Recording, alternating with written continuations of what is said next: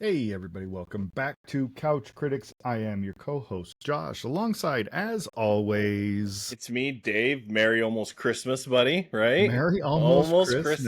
Christmas. It is that time of Jingle all the year. way and all that fun stuff. Yeah. And I think I mentioned once many moons ago, and maybe I did, maybe it was off air, who knows. My middle daughter is the biggest Christmas fan, or one of the biggest Christmas fans in the world. October 1st, she decorates for Christmas. Christmas starts October 1st. So it is Christmas around us from very early on. Like she gave my grandson, so she gave her nephew a pair of Christmas pajamas right around like the 20th of October or something. He spit up on himself and she says, "Oh, I just got this for him. So he can Right. wear this now. It's Christmas. We haven't even got to Halloween yet, but we're dressing up as Christmas." Yeah. So yeah, Christmas is big around our house. We I like mean, it. you guys like decorating anyways. Like we've talked before, you guys We do do. Halloween and Yeah. Arbor We do Day. it. You Yeah. guys do a big thing for Arbor Day. Christmas, like it's one of those things you go into a We house is very celebrate Papa Christmas. Woody. Yeah, you go into a house with what's that woodpecker or the Hootie the owl, whatever the hell his name is, the Hootie the owl. How confusing it was Smokey the bear, but doesn't matter. But and the guy the Tootsie Pop owl guy, I guess I'm confusing Yeah. licks of a Tootsie Pop. Woodsy the owl. Which, by the way, we talked. That's a different story. That movie, Cuisine a la Apocalypse, Oh, which is a great movie. It's a great line, a callback to a Tootsie Roll joke in there. It's a throwaway line if you didn't notice it, but if anybody hasn't rewatched the movie or watched the movie, they should. But anyway, Christmas is one of those things you walk into somebody's house and it's fully decorated. I always am a little jealous, like this is just, it feels so Right. warm and homey and stuff like that. But then as my wife starts decorating and just complain the whole time, like you're gonna take all that down and like do it No, next week or whatever. I absolutely get it. I think you and I are similar in that, like, it's in my house, it's an annoyance. In your house, it's beautiful, and I love Yeah, I like seeing yours. it. Yeah. Although I don't know, I've lived in the house with roommates and things who over decorate and decorate the hell out of the place, and there is a nice, it feels good. It gives you Yeah. that Um, reminds I you you're in like the my season. well, and as you can see behind me, I like my office space decorated out, but I Oh, I want thought my you were. That's your office. I thought you were at a Blockbuster in Blockbuster video. 1997, No, I like or my a office Suncoast space. Video in 1999. Is Right. that what that is behind you? I like my office space decorated and stuff with all of the things, but then I want my living space very minimal. I don't want Yeah, a lot out there. I want it quiet. same. I want it calming. But Hmm. in here, because in here I want to be energetic. I want to be loud. I want to be big. So the busy works for this space, but it doesn't work when I get out of here. When So they show in those, especially in the 80s movies, the yuppie lifestyle of the minimalist and it's all white or all white and a little black or something, it's just everything is clean lines and well, minimal stuff. I think, God, that looks so peaceful to I me want to and live tranquil in, I just lost her character's name, but Julia Louis Dreyfus, in her Christmas house Vacations. in Christmas Vacation. Yeah, same. Like Exactly. That's the one I was I picturing, want that actually. minimalist yuppie fancy, like the stuff that I do have is really nice, Yep. but Yep. there's just not a lot of There's only a couple of very nice, it. clean line couches, a Yeah. few pictures on the walls, Yeah. tastefully done. But So anyways, enough about but yeah, that. Christmas is here; it's upon us. Hopefully, you got most of your shopping done, and I know I didn't. But well, to I'll be tell fair, you, there's still with six the weeks left. advent of with the advent of online shopping, it's real easy to get my Christmas shopping That done. is true. That is I don't true. have to do a whole lot. I think my big problem with that is the main person I buy for is my wife, and the Amazon account is hers, Yeah. and so it's much harder to Yeah. hide stuff when So she can easily look and see when yeah. stuff's being delivered. But that's all right. Right. I It's figure a way. That's true. That's true. I sneak through. Anyway, so as we do at the top of Yeah. every episode, What have you been watching, my what have friend? you What been have you been watching? watching? So one thing I want to shout out, I finally did sit down to watch, and I only did the first episode because I watched it late at night, but I will be continuing after this episode, and that's the first episode of Reservation Dogs. Oh God, that show's so Um, phenomenal. So great. I love there's a couple of things that I really love about it. It is at least the first episode. Obviously, I haven't seen anything past this, so I don't know where it's going to go. But the first episode starts off with a very simple premise. This group of indigenous teenagers, four indigenous teenagers in the heart of Oklahoma, are going to do anything they can, legal or otherwise, to get quick cash so they can get off the reservation and move to California. That's it. Specifically inspired by the loss of a friend, The loss which of a happens friend. in the very first episode. Yes. A tragic loss. Ooh, yeah. horrible. Like, ugh. Yeah. So it's you. a very simple idea. But then you start mixing in a lot of very difficult truths about life on the reservation that as European Caucasian males, we didn't ever live with that. We knew people because in Southern Oregon there was some indigenous people, so you had heard about it. We didn't experience it, but we had heard about it. This actually brings light to it. It shows you what it's like. They mention all of the different things that are going on, the huge drug problem, huge poverty issue. But then there's all these, like you call them throwaway jokes, throwaway lines. There's a lot of subtle humor like that, just random things that are happening. It's also enlightening about the cultural difference because it gave me more information on what it would be like to live in that. Yes. Yeah. Or how they exist, how they live. It is kind of the definition of a woke show. I know that's kind of a bad word, but in the truest sense of the word woke, it is awakening us to a real life issue that is real. It's happening now and not a lot's being done about it. But I love how each of the four main characters is even in the first episode, you know who each of these people are. Right. And you already get a character arc beginning with, and I don't remember his name, but the main boy with the longer hair, he has a huge arc. He has a realization that maybe I shouldn't be running. Maybe I should be doing what I can to fix this right here. And that's so emotional. It's culturally rich. And it's quick. It's very, like the title says, Reservation Dogs. It's Reservoir Dogs. It's very conversational. It's very quick talking, Quentin Tarantino style. And then I didn't realize it before I started watching. It's co-created by Taika Waititi, who understands the indigenous thing from the Australian perspective because that's where he's from. So and he's part Maori. Yeah, because he understands it because he's indigenous of that culture. So he's able to bring a worldview.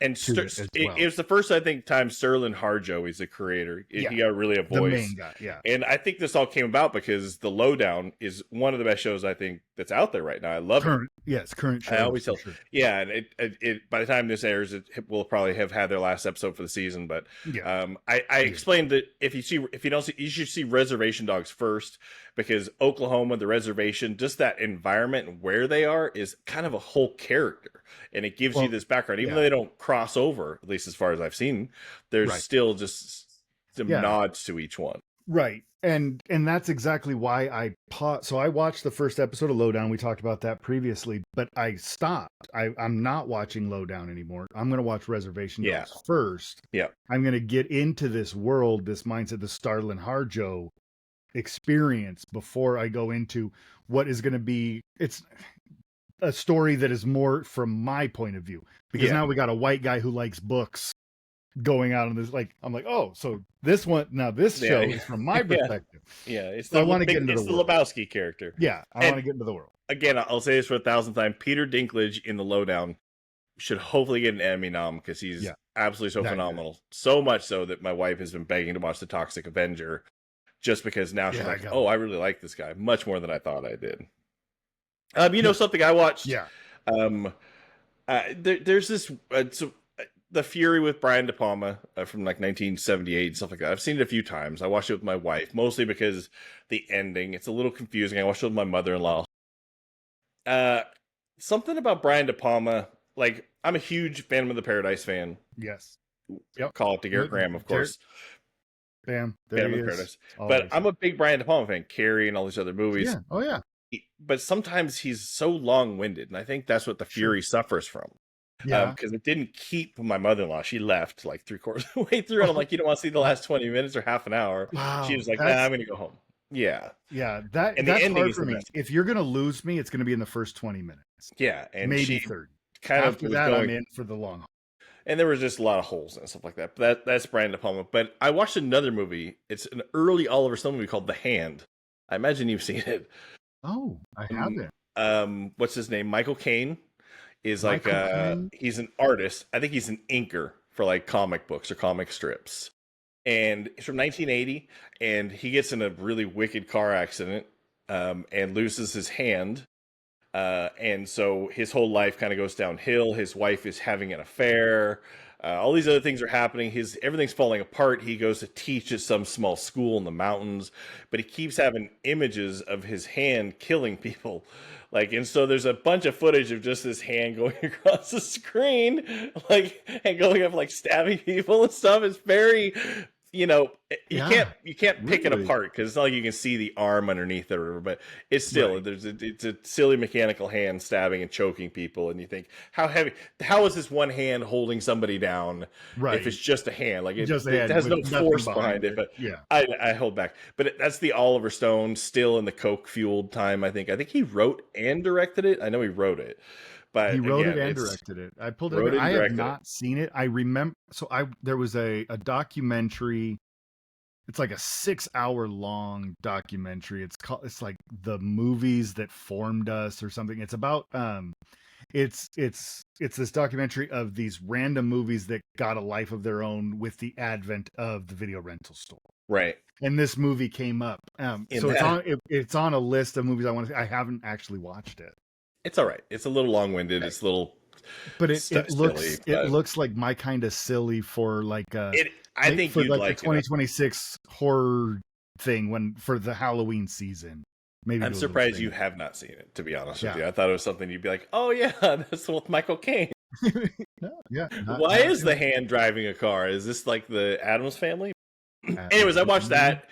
Same vein. It's in that late 70s, early 80s. I think there's a lot of cocaine going around. Oh, there had to be. It was huge at the time. Brian De Palma needed an editor to help him chop some stuff out, but what are you going to say? But there's a couple of things I watched. One of which is not that old, but it's the movie Basketball. Now, I'd seen it a bunch of times before. Sure. I'm a huge Trey Parker, Matt Stone fan. I think they're absolute comedic geniuses. I think Trey Parker is a music. I think he did Broadway. I mean, for Christ's sake, he will get an EGOT. Does he already have one? He might already have one. I don't think he won an Oscar for anything. I don't know if he has a Grammy. Maybe. Anyways, forgetting all that. He will eventually because he's an absolutely brilliant artist. But Basketball is such a standalone movie because my wife loved the movie and she wanted to watch it. And she thought they made it, that it was a Trey Parker, Matt Stone movie, but it's not. It's a Zucker movie. Yeah. It's fully done. Yeah. The whole concept of this made-up game of basketball that you play in front of your garage was a game that's like the Zucker brothers played with their friends over at their house, so they wrote the movie based on that. Matt and Trey came on to the movie. First of all, they signed on to do it because of the fact that they thought South Park was dead. Like it's like season 2 or something of South Park. They thought there's no way the show is going to keep going, and so they assumed it was like, let's get some acting roles. They were trying to make it into Hollywood.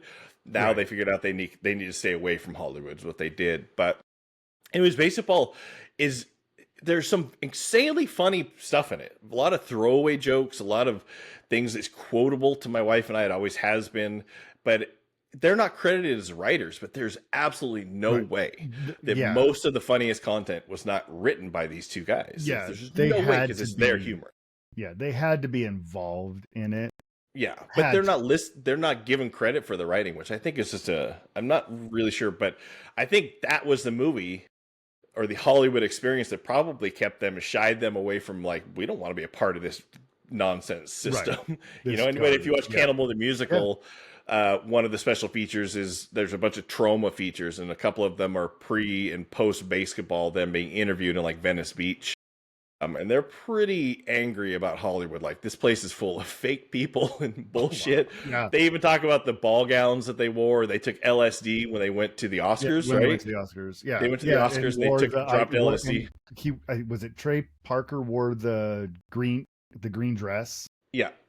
I think it was Matt. But Or yeah, one of them wore the same green dress that Jennifer Lopez wore. Yeah, year. and it's just they were just, and again high on LSD. I think the funniest Yeah. part of that story Yeah. is they realize when it hit about an hour in, and they look around and like they're in these silly ball gown dresses in the theater, in the audience, and they look around and they see like Robert De Niro on this side, and they see Steven Spielberg, and they both looked at each other and said, "We got to get out of here," and they did, which is shouldn't be so very them. But anyways, basketball. I just want to call it out because it's, I don't know, it's very funny, but their stuff's funny. I can almost tell where the Zuckers stuff is still in it, and it's not. It's not that it's not funny, but man, their stuff is so much funnier.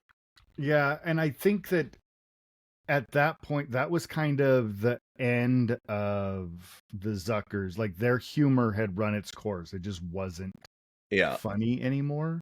Yeah, I think they were less attuned with society, and because their scary movies are not as good as the first ones. Those kind of things. Like they invented something that the monster that they couldn't create is like a Frankenstein.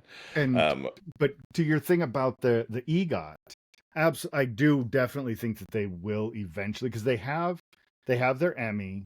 They do have a Grammy because they won a Grammy for the same thing they were nominated for an Oscar for. They won a Grammy for Blame Canada from South Park, Bigger, Longer, Uncut. Yep. And they got their Tony for Book of Mormon.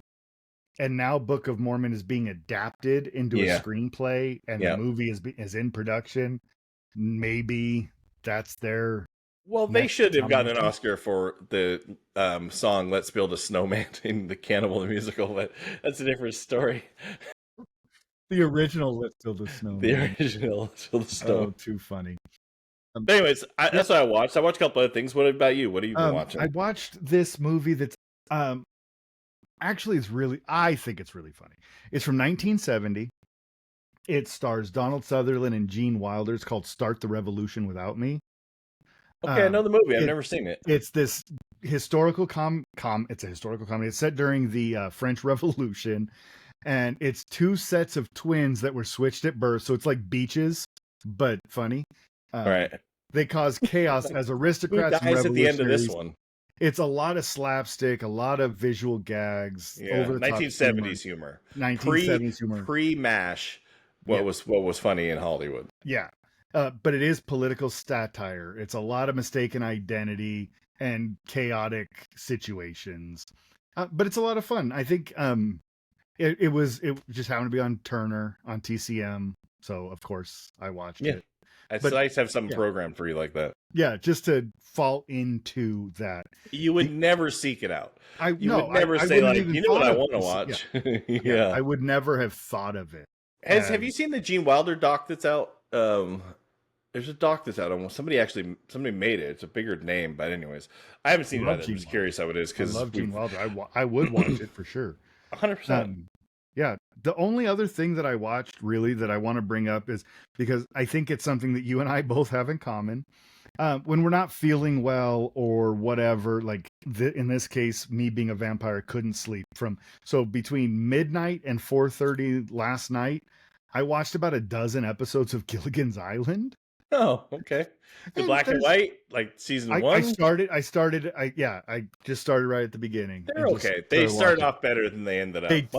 Once the Harlem Globetrotters were there, and you're like, well, and the last couple, especially the last season, it's a lot of dream sequences and weird like stuff. They were running out of ideas, but no, it's just about a dozen episodes. And it's still really funny, and they're about 22 minutes an episode, so they're really easy to digest. Do you think they intended to be? Do you think they intended to be campy in that show, or you think it was just happenstance? Like I think being a little bit more earnest about it. I think, and it just comes off, and they're like, because the first episode. So a bit of trivia: if you watch when they were filming the footage for the opening credits, you can actually see a flag at half-mast. It was filmed in the week following the JFK assassination. Oh. So... Are you saying Gilligan is the second shooter? He was the second shooter. He was on the grassy knoll. He was... Holy actually, shit. I think... JFK had it, or JFK had it right. Oliver Stone had it right. He had it right the whole time. He said it might be Bob Denver or Gilligan or the skipper, or the rest. or the But rest. yeah, like, but I think why it holds up today is just because I don't think it took itself seriously. I don't think they ever intended it to be anything more than It's not little. a how to escape an island Yeah, guide. It's not exactly. a Yeah, documentary. it's not documentary. It's Okay. just fun and yeah. So Like that's I'm what just I'm just curious if like at some point they're like, let's say the professor makes a radio with coconuts and some leaves and some twigs and whatever and some berries, and then if they're like, right. that's stupid, or if they're like, oh, that's so funny, let's go with that. Yeah, You know, right. I don't know. I wasn't there in the creative process. I I wasn't born can't yet. imagine that Sherwood Schwartz was like, hold on, let's get the brain trust together and make sure that this is This actually works. physics, Like that this is sound physics. Breaking Bad had science consultants on set Yeah, all the time to yeah. check I the don't think science. he went to that level. The only other thing I watched, by the way, I mean, I watched a couple of things, but one of the things I watched is my wife had never seen the original Friday the 13th. Okay, And that's more in your wheelhouse. But that is I have right seen now. it. I think I know I've seen the second one. I honestly don't know if I've seen any 3, 4, or 5 after that, to be honest with you. I probably did when I was younger, but I know the first one I've seen a handful of times. She'd never seen it. And so, first of all, it was amazing to watch it without spoiling it for Right. anybody who hasn't seen it. It's 45 years old.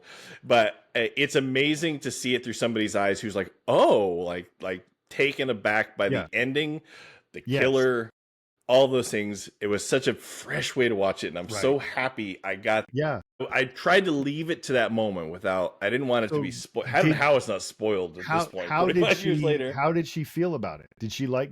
She 'cause liked a lot it. of people She did that I not. hear- She was not. It was not the movie she thought it would be. Which Okay. was an amazing. So a lot of people that I've heard from that didn't watch it until they were like us older. They missed it. And then they come to it as an adult. They find it slow. They find it not that interesting. I was just curious how she took it because for my me wife it's watches nostalgia. She watches silent movies with me. Yeah, so she's okay with speed. Slow as The she speed can. at which She'll buy into the story if the narrative is good, and you know it was good. We watched it at night with the lights off, and it did the appropriate thing, you know, whatever. So the experience was there to make it the best that it could be. But I just mean like, I think it got lumped in with, you know, in the 80s it was just slasher heavy, and there were so many. And Shopping Mall and the sorority house murders and the house in Sorority Hill and the sorority housey the murder thing that's per great- peoples and I think the reason that movie itself holds up is because it was among that first wave. It hadn't been done in that way before. I mean, prior to that, you had Black Christmas. You had Psycho, which is kind of like the OG, but then you had Black Christmas and Texas Chainsaw Massacre in 74. Then you jump forward to 78 for Halloween, which I think set everything up. Then it was just this onslaught of slasher movies. And Friday the 13th does this really good job of playing with the tropes that aren't tropes yet. Yeah, they create them. Yeah, they create them, and then they even created and turned it on its head with the killer reveal. Well, like she at one point, because there is a Psycho score happening, especially early on. Mm-hmm. She's like, it sounds a lot like Psycho or like Hitchcock. And I'm like, well, I think that's by design. I think they're intentionally Sean Cunningham was definitely thinking that. Yeah, of course. Why was he not? John Carpenter definitely was, because he named the characters after characters from Psycho. He has Psycho playing on a TV at one point in the movie. Yeah. Then Sean Cunningham couldn't do that. So he has a soundtrack that's similar. Yeah, he has the point of view killer thing like in Psycho. So there's definitely the homage all over them. But put together really well. There's, you know, it's less brutal than I think she expected. Right. Because, you know, like kid of the 80s, you think of the slasher movies where there's just a lot of violence and stabbing and shooting and head. And there's some of that. But realistically, it's just a story behind it. And so I told her that, and I said, well, there's a show coming out, right? Am I correct? I heard you and Mika on Wednesday night. You guys do that live show, which is amazing. Everybody should listen to it. Wednesdays at 5 my time. I don't know if it's different everywhere. 5 o'clock Pacific time 5 on o'clock YouTube, Pacific time. on the Real Talk YouTube channel. Exactly. But you and Mika talked, and it was a great conversation about how there's a show called Crystal Lake, Camp Crystal Lake, Camp Crystal Lake. You guys, I think you're speculating maybe, but it's gonna be like a Bates Motel-y kind of a That's vibe what to it. that's really what I'm hoping it's going to be, I because think, yeah, it's my younger for sure. my wife is excited for it. She's Really? interested because like she All right. loved Bates Motel, and she loves Psycho, and so to her she's like, oh, that would be a cool angle. So like I think that'd be the right way to go. So anyways, I it was hope. nice to watch that through her eyes, Yeah. especially the very very end, the canoe. There's just Oh no, it's just I called Crystal well, Lake. okay. But My wife is good with jump scares. She gets mad at the TV, mad at me for even showing it to her. Even if I'm not doing anything, but that's still amazing. So it was nice to do that. I love it.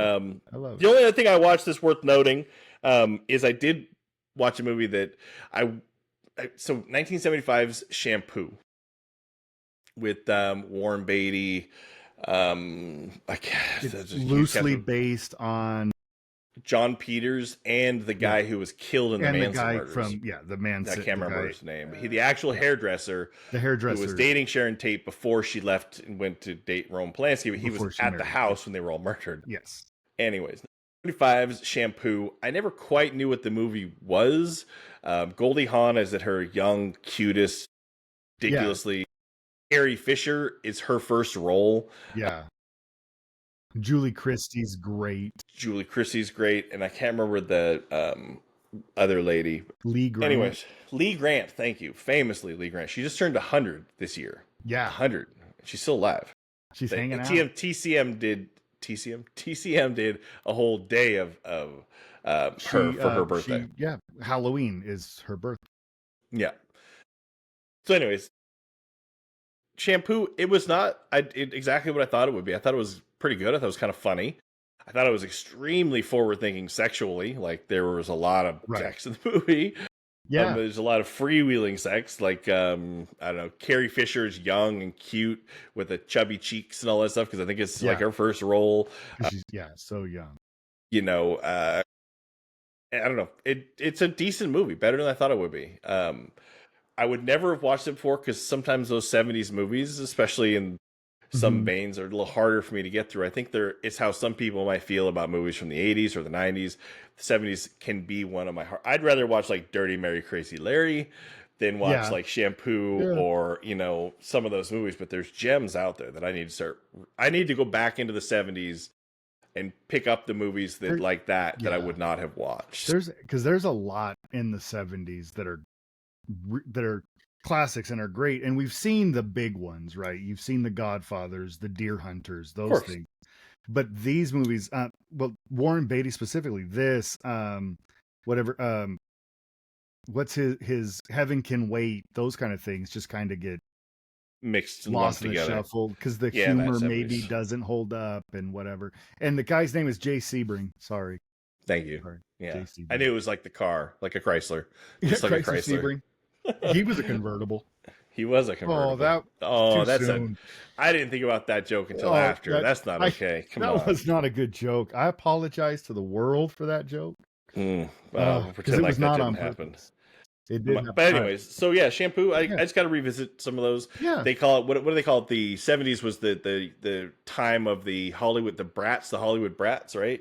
Yeah. The Brat Pack, not the Brat Pack, but the Hollywood Brat Pack, whatever it is. It's the Steven Spielberg, the Francis Ford Coppola, all the people who were kind of coming up and taking over the industry. Scorsese, changing and all of them. Brian De Palma. Speaking of, thanks to Jack Valenti revamping what was the rating system and now allowing for all these new voices. Yeah, and a whole new generation coming in with a voice post Mike Nichols, post Stanley Kubrick, post all these people who were pushing filmmaking in a certain direction. Like it's they built off of the 1950s and 60s, and those filmmakers doing what is it? These films had to walk so that way the new films could run, something like that. But anyways, speaking of that, because it's very Christmassy. We had a discussion recently about just in general Christmas movies. I think it's just because it's part of the season and it feels like it. And there's so many things to talk about around Christmas movies. Like, what is a Christmas movie? And I'll just throw it out there. We don't even have to take sides, but Die Hard is the granddaddy of the. It's a is Christmas it or movie. isn't it? And you know what? I think it is. But if you don't think it is, then don't watch it. Whatever, do your thing. But I think that there's such a vast amount of Christmas style movies. Yeah. I So mean, look it's at the Hallmark Channel. yeah, They have like, 30 days of nonstop Christmas movies that I've never heard of and will never hear. Spider right. Dabrowski, a recent has guest on written our for it. show, Yeah, has written at least one yeah, of those, famously, you know. sure. So I mean, Yeah, it happens. But I think the cliches, all that stuff aside, I think it's anything that happens to be with it happens to have a setting that involves Christmas in some way. yeah, But I think this is one of the things that came to, which is I don't want to pick out my 10 favorite or 10 best, right. because that doesn't Yeah, make any sense. no. I think we both agreed we would both have almost the Oh, exact same oh, list. yes, there'd be a You lot know, of similar, a lot of yeah, overlap, and that's why whenever I do, because on Real Talk, I do a lot of top tens. I have guests on. You join most of them, and with those top tens are like I give myself a set of rules for every list that I make. So if I was doing a top 10 Christmas movies, my rules would be top 10 not technically Christmas movies, or my top 10 Christmas movies that you probably missed, or something. Like I would find some way to highlight things that I like or I enjoy or at the worth time, noting, or just worth because noting. sometimes a bad movie is worth noting. You know what I Absolutely. mean? Oh yeah, absolutely. And Like there's plenty of those. if you ask me about the top 10 1970s movies about hairdressers who are based on people who were killed in the Manson family murders, Like I could at I least would get have to one, say Shampoo. right? But I don't know if I would have more, but I'd probably have to find some way to bring in some more. Yeah, Maybe you they're find touch, somewhere to, maybe, you yeah, know. who knows? Who We'll go knows? from the Manson family to Christmas. But Yeah. anyway, so in Uh, that mostly mm, I veer towards comedy rather than yeah, heartwarming. In sure. just the ones that come to mind first. Now, as a kid, I watched um, like, you know, the same ones we all did. Like let's just cut it and say the Rankin and Bass stuff, or the Rudolph Yes. the Red-Nosed Reindeer, stuff like that. Yeah. That's all a That's given. Those are all right. to be And you expected. have Which the original uh How the Grinch Stole Christmas with um Boris Karloff, Thurl Ravenscroft doing the song. That stuff. Sure. for anybody who doesn't know, the Rudolph the Red-Nosed Reindeer thing is the only fascinating bit of that to me, which is that it was just a silly little book they put out for Montgomery Ward for Christmas in 1961 or 60, that they were just giving away this little book of this silly little reindeer story if you spent $25 or $20 or whatever, Right. Montgomery Yeah. Ward. And it was so popular they kept running out of them, so then it ended up becoming part of our lore. Now that created all the Rankin and Bass stuff because it was very popular. But there's one that I want to note, which is one I keep forgetting about, but it was the one that I loved the most as a kid, which is Santa Santa Claus is Claus is Coming to coming to Town. town with the First, Burgermeister Meisterburger.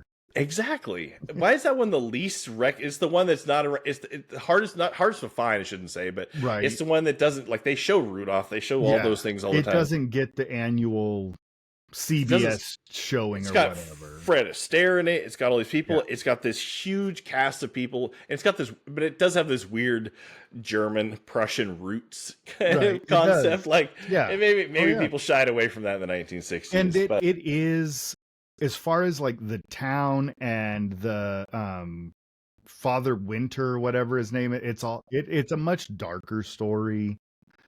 There's a lot, like, because the Burgermeister it's oppression. Meisterburger has a lot There's of a lot of oppression. it's very gray in his Yep. town, and the kids are all dirty and like all joy is Very, taken away. very reminiscent Yeah. of Schindler's List. It Like, does actually too much so.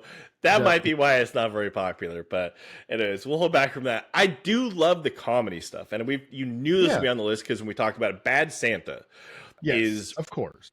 absolutely not for everybody, but I laughed so hard watching that. Everybody in it is great. It's funny. It's an easy little movie. The John Requa, Glenn Ficarra team of comedy writers and directors, we've mentioned them many times before. Yes. I really like their sensibilities and humor. They can save a bad movie like The Jungle Cruise or whatever. Right. The Bad Santa is in there. There's a little heart in that movie. Yeah. Even if There's it's a super surprising offensive. amount of heart. With Yeah. especially the whole I can never remember the actress's name, but her whole arc is very like tragic and redemptive and the whole thing. Right. And the relationship with that kid. That's that Yeah, poor the blonde hair, that poor yeah. blonde haired kid who kind of reminds me of Sorensen, a good friend of He's ours, got the when hair. he was younger, just a little bit. He's always carving pickles, I don't know. Sorensen was a weird dude when he was young. What are you asking for? Shout out to But anyways, Sorensen. Love shout that. out to Love Sorensen. you. But Yeah. I don't know. I loved it. I loved it the first time. I try to Yeah. watch it. I don't get to it every year, but I probably Sure. would. It's Yeah. not quite a Christmas story where it should be on 24 hours a day, but Right. if it was, I would definitely check some of it out. I don't know. And just to tie in old episodes of the show, I'll shout out one that is absolutely annual watching for a lot of people. That's Love Actually. Yeah. We found it a little messy, a little overly sentimental, but it is definitely. We did a whole Mel episode, our first Mel episode, our first guest, Mel actually. Episode. Yeah. So one of my favorites. It's one of my favorites because just like now, I talk over everybody. You do. It's good. You're good at it. Stick with your strengths. No, but another one that I would highlight, at least the first two, it's a trilogy of movies, but the first two, Tim Allen's Santa Claus. I know. What do you think of Tim Allen? I'm a Tim Allen fan. We talk about this all the time. Yeah. When Tim Allen is in a movie, I tend to enjoy it. When Tim Allen does TV, I tend to not like it. It's the two sides of Tim Allen.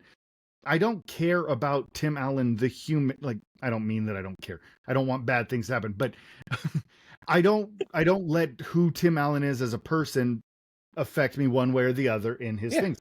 But for some reason, when he picks that 90-minute, 2-hour story to put on film, he's really Joe Somebody is a funny freaking movie. It's a funny movie, and the Santa Claus and the Santa Claus 2 are really good. I like them.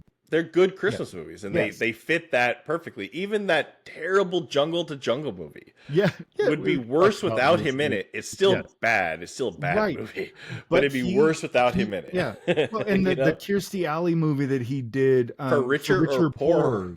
Yeah, like he's somehow because he is a likable person. Yeah. And a little bit of an everyman in some ways. Yeah, he's got that everyman. And when you get that like that out of him and you put it like he is enjoyable on screen. So yeah, I definitely wanted to shout that out because Santa Claus and Santa Claus 2 specifically are really good. The Santa Claus 3 where they bring in Martin Short as Jack Frost, not nearly as good, but I don't remember it. You don't. A movie that I always forget that I haven't watched in too many years, but I really should, is Scrooged. Now, the Christmas Carol thing, as a kid, my absolute Mickey Mouse was never anywhere. Like, I don't know. I felt like, other than the Disney Channel, maybe, but you didn't see Mickey Mouse and stuff. The actual character, and as a kid, that's who I want to see. So it was special if he was in anything. And the Mickey Christmas Carol was my favorite as a kid. I was the one I tried to watch every year. I wish it was longer. Yeah, exactly. And I wish it was more prevalent. And I wish there was more Mickey in it. But anyways, I digress. But that Christmas Carol story, I've seen, it's been dozens and dozens of times. And so many times it's hard to figure out a way to reinvent it. It's Always Sunny in Philadelphia did a version of it, for Christ's sake, which I love. But Scrooge was an entirely new interpretation of it. Yeah. And should be getting a lot of, Scrooged is on my list as one to highlight because it is annual watch material in our house. It should be for me. It's not. It is one of the first movies we will watch when the cycle hits, when the Christmas cycle hits. So usually like that, it's like the day after Thanksgiving kind of thing. That and It's a Wonderful Life. Yeah. Every year. But Bill Murray, because he's so sardonic, he's so quick, he's just he plays the smarmy, evil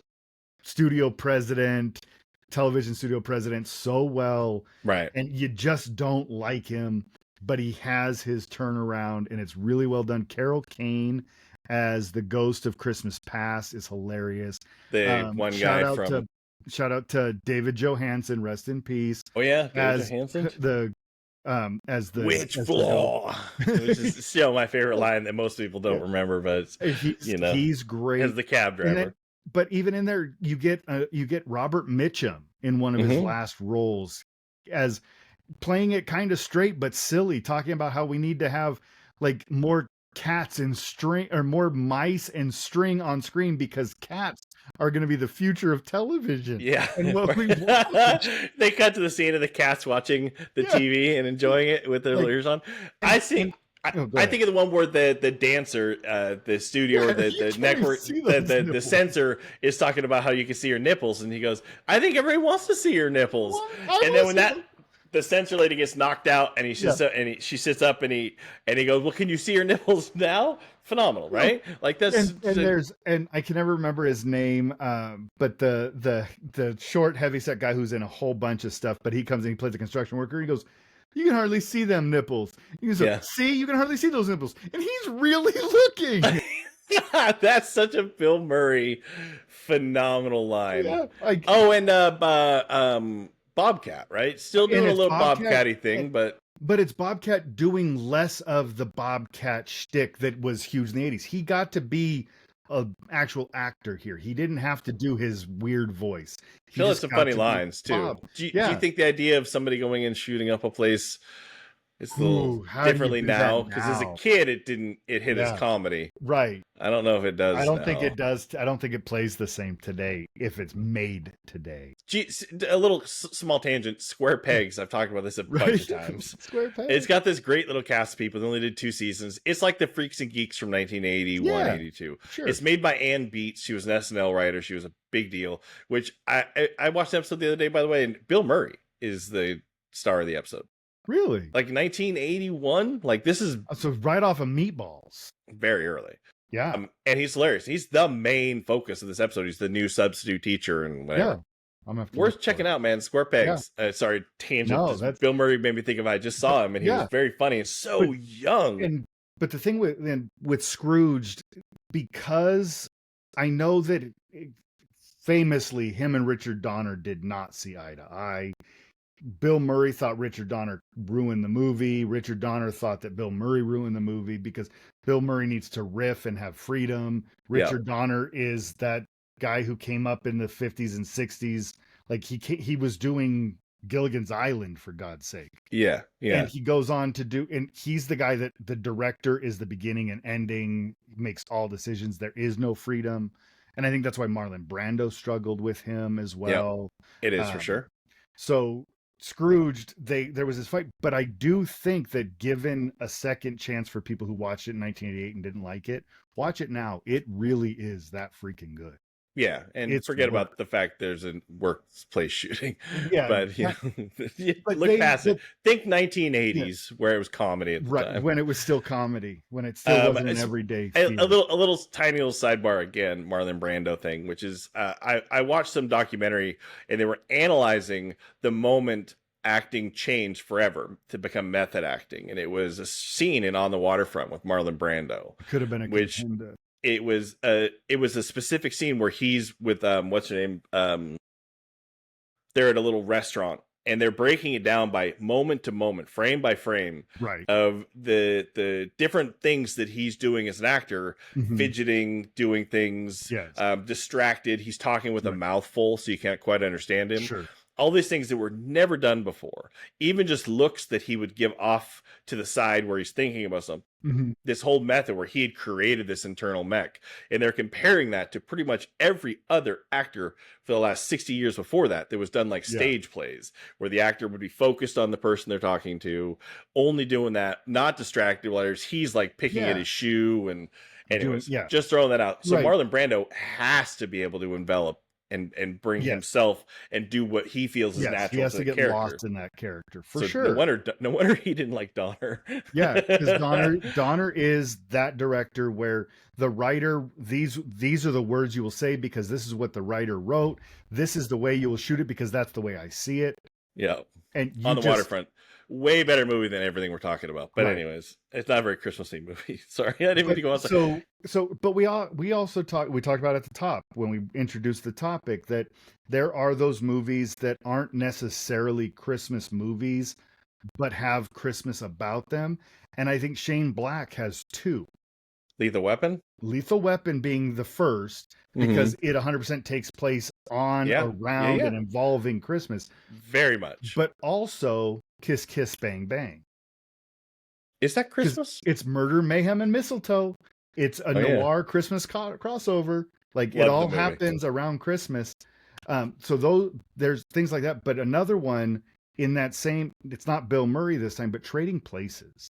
Yeah, That's another one of my go-to, and that one I think that's is very Christmas. There's it's whole very scenes. He's dressed it's as Santa yeah Claus for Santa Christ's Claus, sake. but it's Christmas and New Year's, so you Yeah, get both in there because the New yeah, Year's train ride, yeah, like yeah. such a good one.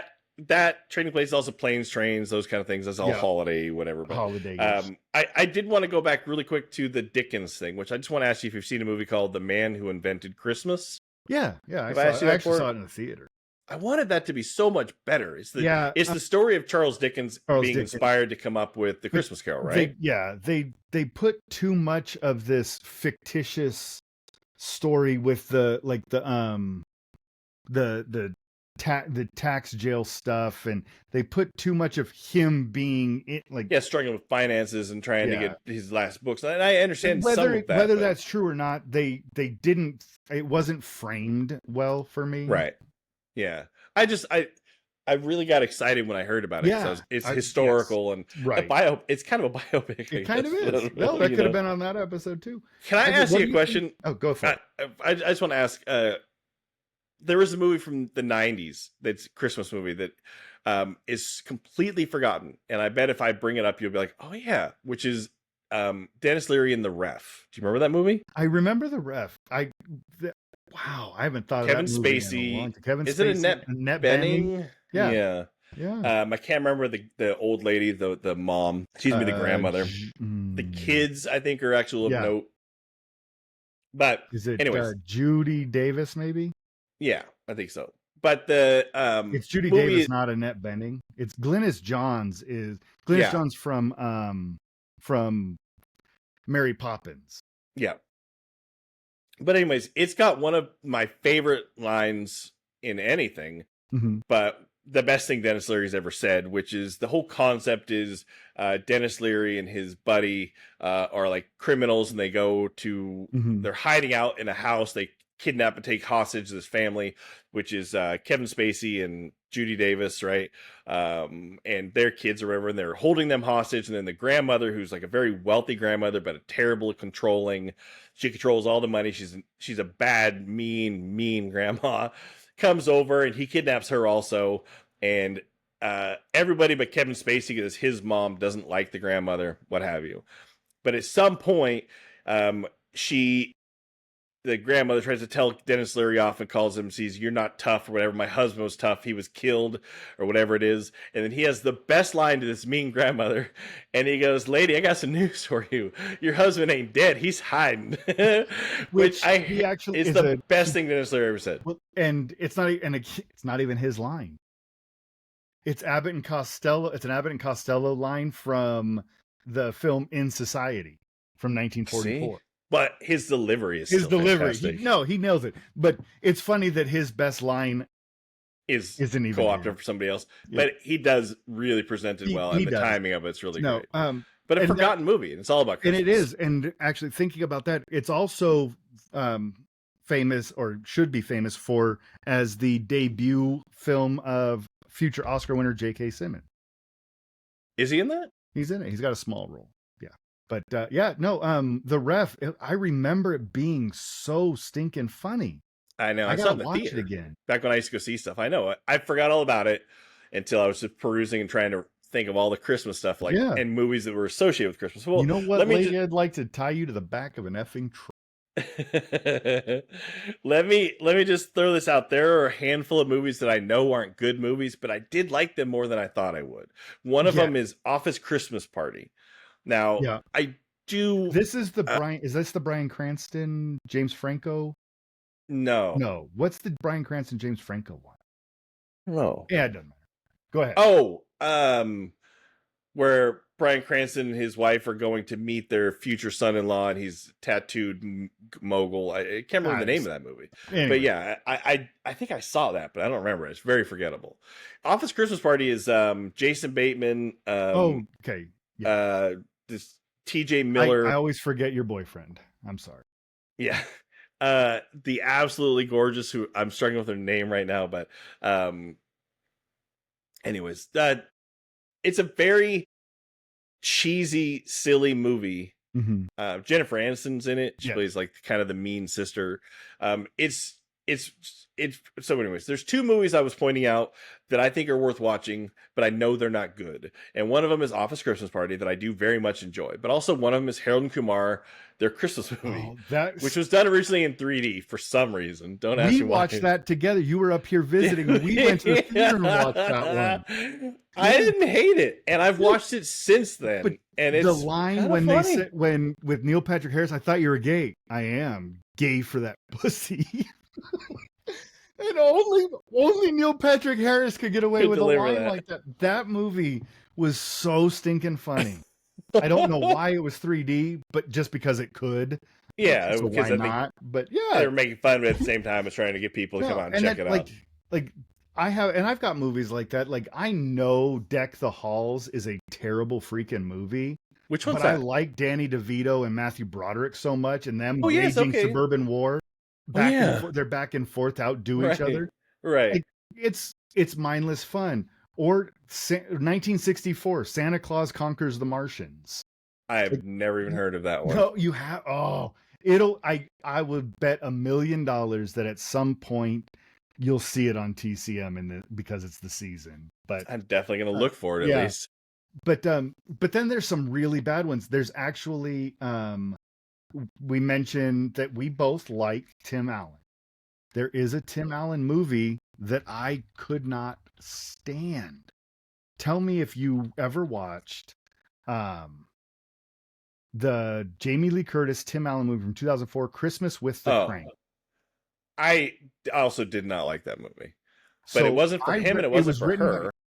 No. And it's not even them. It's just a poorly made movie. It felt Hallmark to me. Yeah. It felt very Hallmark. I had read the book. John Grisham, famous for his That's legal thrillers. John Grisham book? John Grisham wrote the book. It's a very funny book.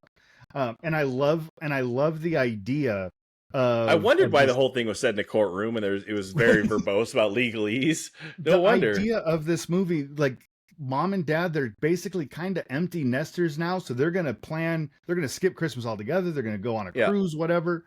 Yeah. And their daughter decides she's coming home for Christmas. And all their family, everybody's going to show up. And last minute, they have to put together a big ass Christmas. Yeah. I have seen it. Not great. The idea, the book is funny. The idea is funny. The movie execution, awful.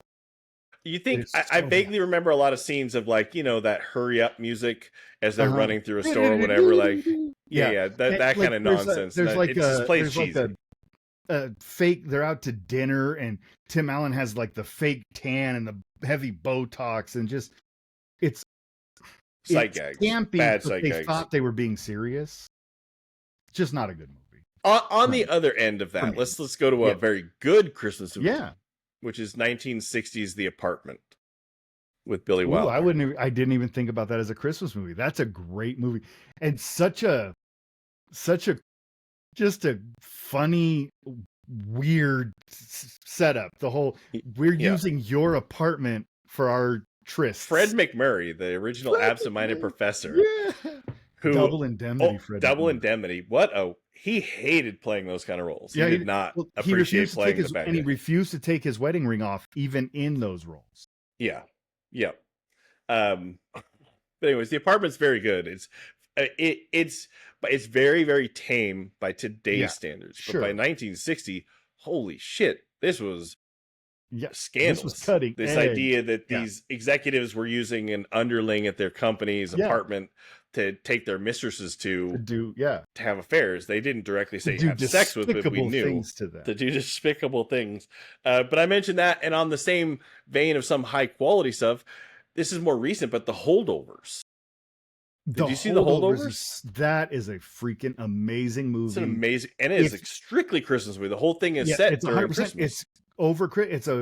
It's this boarding school and it's Christmas break, and these are the people that don't get to go home. Paul Giamatti with a goofy eye, just like Hugh Grant in Love Actually. The same eye. They go to the same optometrist or ophthalmologist. They do. That's a good Holdovers. So speaking of newer movies that if you haven't seen them, I think are great Christmas future classics. Holdovers is one. Yeah. The recent adaptation of Little Women is Oh, I haven't seen it. fantastic. Is this the one with Saoirse Ronan and Yeah, Florence okay. Pugh and Timothy Yeah, yeah, yeah. Chalamet. Yeah, it looks really Wonderful, good. I haven't seen it. wonderful movie. Saw that in the theaters with the family. It's becoming That's another like Christmas Carol where they have made so many of versions. those. All the way like the Katharine Hepburn one is phenomenal from Catherine, even the 34. Winona Ryder one is really good. That's 98, 90, Mid 90s, whatever, somewhere in there. Sure, yeah, but yeah, great material. Yeah. What about? Oh, what? I had one. I was gonna. Oh, speaking of Christmas Carol, what about 92's The Muppet Christmas Carol? Yeah, You have Michael Caine playing it. So Yeah. you haven't seen it? Yeah, Michael Caine years is playing. ago. He plays it like he is doing the Shakespeare. Like he's doing Shakespeare. He's doing the great, and it's Muppets. So he takes it 100% serious. It's Muppets alongside him. They're not taking it seriously, and it works really well. And on the flip side of that, you have the Muppets Treasure Island, where you have Tim Curry, but he's playing it like he's a Muppet. So and they both work equally well, just in completely different ways. But no, Muppet Christmas Carol, if you've ever read... It's a classic, I know that. If you've ever read Dickens' novel, A Christmas Carol, Muppets Christmas Carol is the most accurate retelling to the book of any of them. Yeah, they follow the book much more accurately than the George C. Scott and the Alistair Sim. Does it deal with Dickens' financial woes and his wife? It definitely deals with doing the remodeling of their apartment or their house. It has a whole side plot where the real Dickens is struggling. That's a good one. But yeah, and then there's other movies that kind of that aren't Christmas movies, but like I always watch Princess Bride at Christmas time. I'm surprised you didn't mention Gremlins. You're a huge Joe Dante fan. Yeah, and that was next. Gremlins. Yeah. Gremlins is another one. Very Christmas. Gremlins is not the lighthearted, feel-good Christmas movie because when you hear the story of what happens to Phoebe Cates' dad at Christmas in the fireplace, but it's young Phoebe Cates, and that's always. But she can say whatever she wants, as dark as she wants to get. But yeah, there's so many good. Well, let me ask you. Type movies. First of all, this is one we talked about recently that I couldn't remember the name of it, but it's Trapped in Paradise. This is a movie you like. That whole thing is set in Christmas, right? Yeah, absolutely. It's like these three crooks. Three crooks, and the three brothers that are. You've got John Lovitz.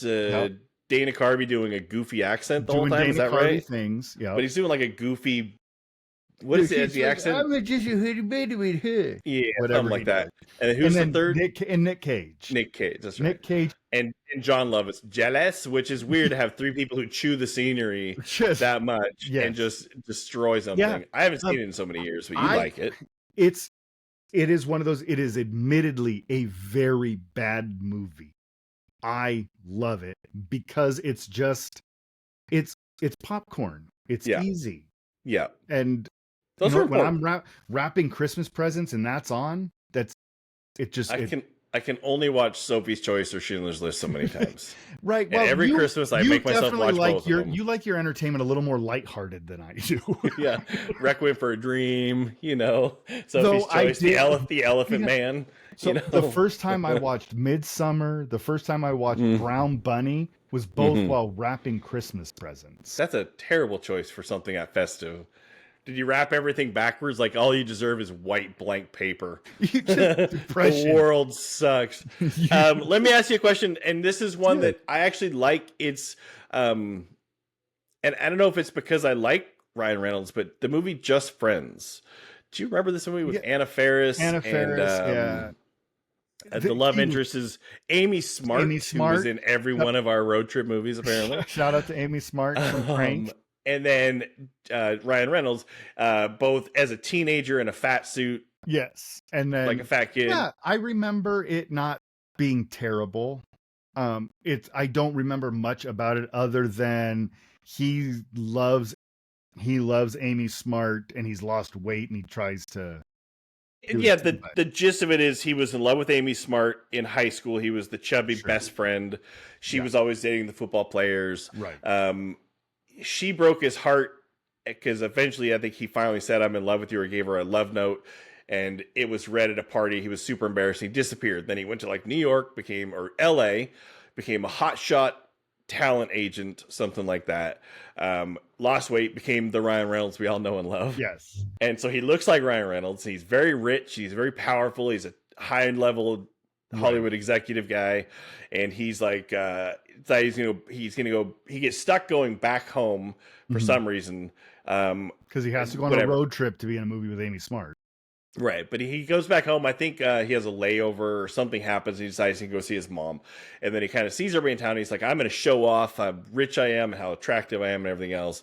And he goes to find Amy Smart and all these people. And they're all commenting on how good he looks, but he keeps effing up and like everything keeps going wrong. And so he's back to the fat kid feeling and all those things like that because you can't really go home. Now, the thing about all that was if you haven't watched it, it's kind of funny.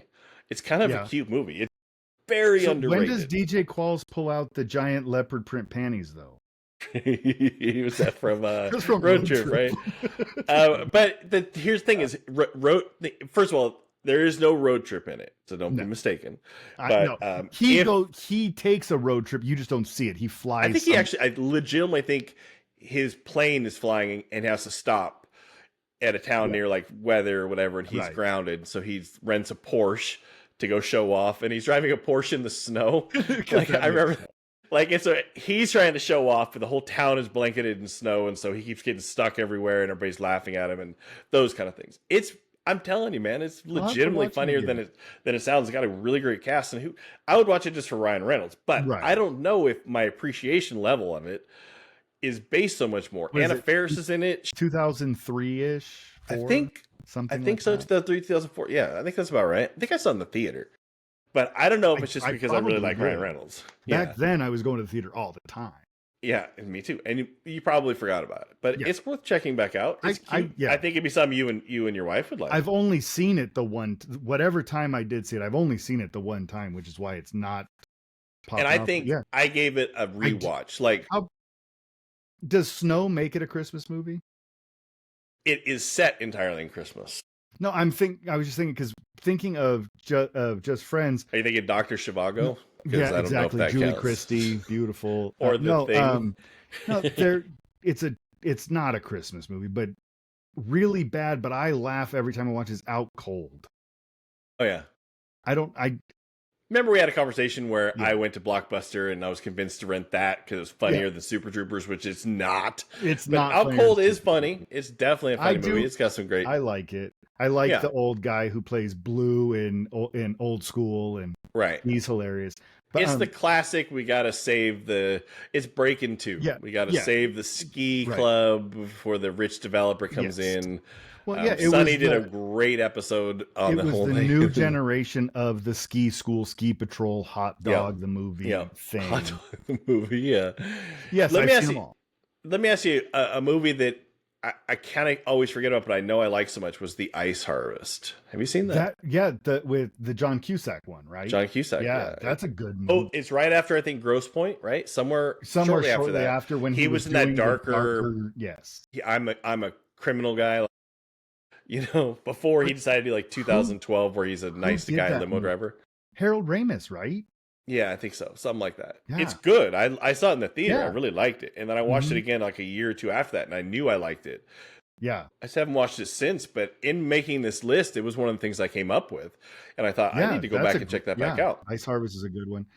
And you mentioned Ice Harvest, and it reminded me, I don't know why it reminded me, but there was a Michael Douglas movie, and I thought it was at Christmas time.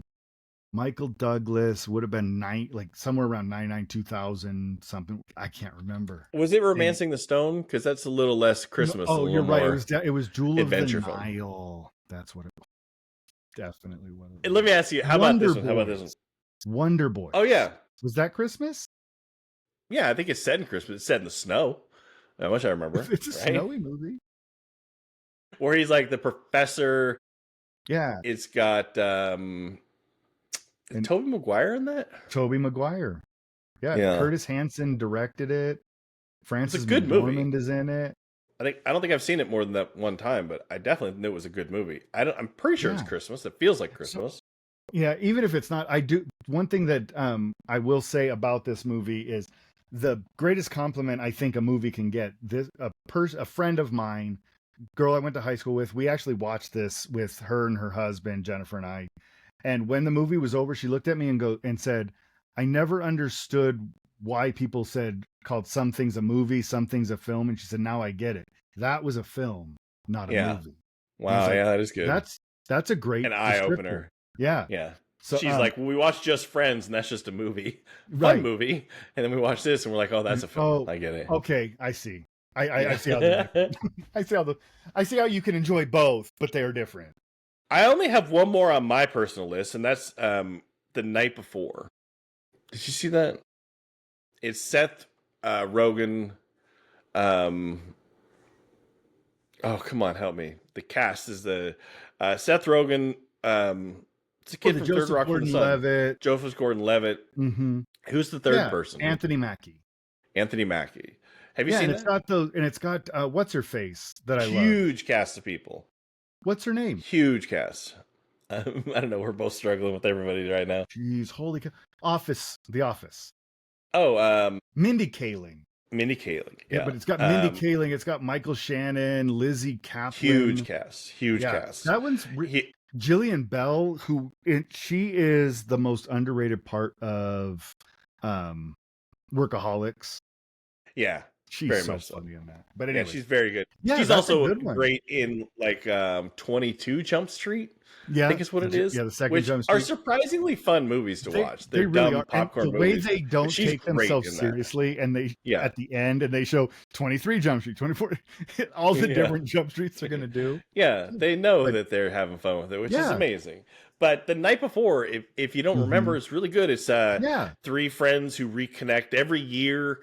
Joseph Gordon-Levitt's parents died on Christmas as a teenager, and so Anthony Mackie and Seth Rogen were his best friends as like 10, 12-year-old kids. And so to make sure he wasn't alone, because his parents had just died, they spent Christmas with him. And then they made this tradition. Every year, they would have Christmas with them. And as they got older, they're in their 30s and almost 40s now. Their lives have gone on. Anthony Mackie is, I think, a football player. Like, he's a rich football player at this point. Like, it's hard for him to even get back for these things. Seth Rogen's getting married, doesn't do drugs anymore. But his wife gives him basically a hall pass for drugs. Real. How is that believable? But what's funny is that Jillian Bell is his wife, Seth Rogen's wife. And because he's been sober because she's pregnant, again, it's not, Seth Rogen would not be sober, but because he is, she gives him a box of drugs and says, go have fun with your friends on this Christmas night or whatever it is. And like the box has everything, LSD and cocaine, crack, like heroin or whatever. The box is just full of fun drugs. So anyways, and shenanigans and things like that happen because they're out. It's a funny movie. And it's worth watching. And it is extremely Christmas because it's the central theme to everything. Right. Is them going out, going to Christmas party to Christmas party. And for people of our age, it works really well because we reminisce about, we wished we could get together with those people. Like you, Sorensen, get together and do the things we used to do. That kind of thing. So it definitely has that. And that movie I was talking about like 3 hours ago, why him? Oh, why that's right. him? Yeah, and I'm right. James Franco was like Franco. He's a tattooed tech. He's a tattooed tech bro, Silicon Valley millionaire. Yeah, Bryan Cranston and his wife, whoever that is that set in Christmas? Lace.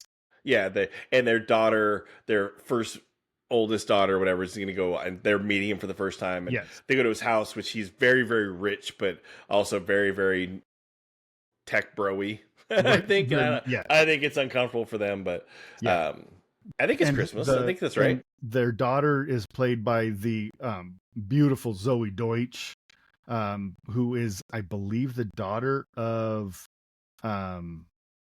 John. Home Alone. Give me John, the writer. Hughes. John Hughes' protege. Oh no, it's Leah Thompson is her mom, and I thought Howard Deutsch was her daughter, who was the dad. He's the guy who directed like Howard the Duck. Great Outdoors. No, that's Willard Okay. Hike.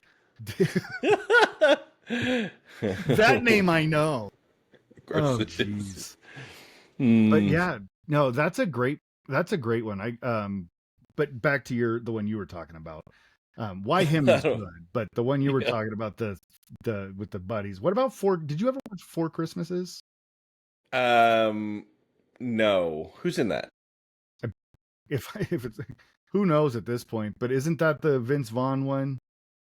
God, I didn't watch Vince any of Vaughn, those. Reese Didn't Witherspoon. he did like 3 Christmas movies He that did I Fred completely forgot. Claus. Yeah, I intentionally skipped because I don't think I liked any of them. I don't think I even Right. saw a couple of them. But Yeah, Four Christmases is the only one I saw, but yeah, they're bad. And one last one I want to shout out because it's not good. It would fall on a so bad it's good Christmas list, and that's 1998's Michael Keaton vehicle, Jack Frost, where he's like the drummer who dies in a car accident and comes back as the snowman. as a snowman, yeah, I don't think I saw that whole movie, but I've seen some of it. Yeah, it's not And good. I was a Michael Keaton fan. The 1990s were not very kind to They Michael were Keaton. not. Yeah, He even did though not follow up Batman. My wife loves Multiplicity. I don't think I liked it. I liked it correct. the first time, but then it was one of those, like, back in the 90s, it was like TBS or USA, one of them played it all the time, and I don't like it anymore. Right. The night, yeah, the night before it's coming back to me now. They do a whole big thing, right, with the piano, dancing on the piano, the big dancing piano scene. Do they? Yeah, whatever. Anyways, it's worth rewatching. It is. I'll watch The Ice Harvest. You watch Just Friends, and we'll hang out. We'll both watch Christmas movies. We'll have a party. Anyways. I think it's a pretty decent list. It is. That's it is. We could go traditional. We could say Christmas Story, Miracle on 34th Street, It's a Wonderful Life, all those, which of course the 1938 Christmas Carol, 8-Bit Christmas, 8-Bit Christmas. Yes. Kirk Cameron Saves Christmas. Like those would all be. Look at a banana. Isn't that the Kirk your Cameron favorite? Name? Your favorite from the 80s, Dudley Moore's Santa Claus the movie. I know I did have that on my list to bring up, but I I'll save that for next year. But 1985's, it's got such a great cast of people, and it was called Santa Claus the Motion Picture, right? Santa Claus the movie. You're right. I think Santa Claus the movie, which is it was so weird. The movie, probably because there were 10,000 of them, but it came out. It worked so well for Star Trek, the movie, that they right. That's what it is. My wife would be remiss if we didn't at least say Elf is a great movie because it's a very fun, cute movie, and I forgot all about it till this very second. I'm gonna get some hate. I don't like Elf. You don't like Elf at all, even as a family, silly, easygoing movie. Is it James Caan? Because he doesn't fit in the movie. I don't. I think James Caan is awful in it. He's stiff. He doesn't fit. Yeah, I don't tonally, like him he's off. Yeah. I think Peter Ferrell Dinklage is funny in it. Goes too far with his. He's a wacky Will Ferrell. Got it. And even the cuteness that is Zooey Deschanel isn't enough to save it. Bob Newhart is great, not enough to save it. Peter Dinklage is funny. Peter Dinklage is a really good actor. Just watch The Lowdown then instead, because it's better than Elf. But yeah, I probably will. Also is that a comment on his height? Oh no, it is not. It's not that. It's the name of a TV show.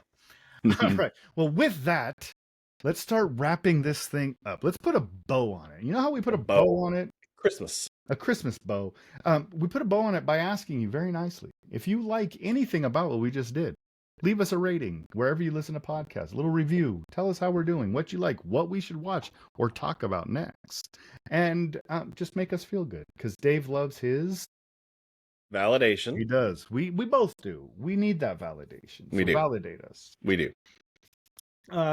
Check us out online on all the socials at Real Talk, TikTok, YouTube, Instagram, Threads. Those are the main places that we hang out. Well, I hang out because Dave doesn't need to do that stuff. No, it's just better for all of us if Dave It's stays very un-Christmassy for me. it takes away the joy of Christmas. It's like watching Schindler's List and wrapping said, presents. We are the couch critics, where we're always. I don't even know what I'm saying, bro. We were the couch critics, where we never yuck your yum. Yeah, I know. I'm saying both lines. Yeah, Dave, never yucking your take yum. Take it away, Dave. Yeah. Never yucking it. Never. Well, maybe yucking it a little bit, but allowing you to still yum it. But yeah, you can like I don't love some things you love. But all right, everybody, thank you so much, and we'll talk to you probably close to the new year. Yeah, Merry Christmas.